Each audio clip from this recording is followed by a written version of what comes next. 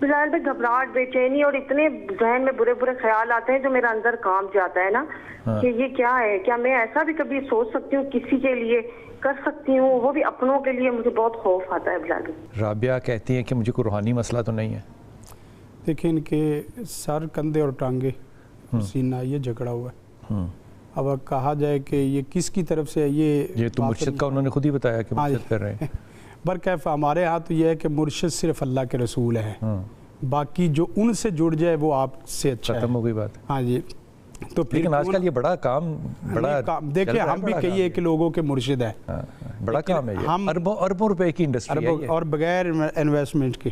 آئے صحیح بات ہے، بغیر انویسٹمنٹ کے۔ تو ہم بھی مرشد ہیں، لیکن ہم مرشد ہیں ریسیپشن والے، اللہ رسول کی طرف رہنمائی کرتے ہیں۔ ٹھیک، اللہ رسول کی وظیفے میں ان کے لیے دو بڑے ایگزیکٹ انہی کے لیے لفظ ہے، اللہم انی اعوذ بک ان اضل او اضل او اظلم او اظلم۔ اے اللہ میں تیرے سے پناہ مانگتا ہوں کہ میں کسی کو گمراہ کروں یا کوئی مجھے گمراہ کرے، یا میں کسی پہ ظلم کروں یا کوئی میرے پہ ظلم کرے، میں ان دونوں چیزوں سے تیری پناہ مانگتا ہوں۔ ایک یہ دعا ہر نماز کے بعد 3 دفعہ، لیکن خصوصاً گھر سے نکلتے وقت پڑھ لے، اور دوسری دعا ربی اعوذ بک من ہمزات الشیاطین واعوذ بک ربی ان یحضرون، اس کی تسبیح کر لے، کوئی دنیا جہان کا اس طریقے سے وسوسہ نہیں رہے گا۔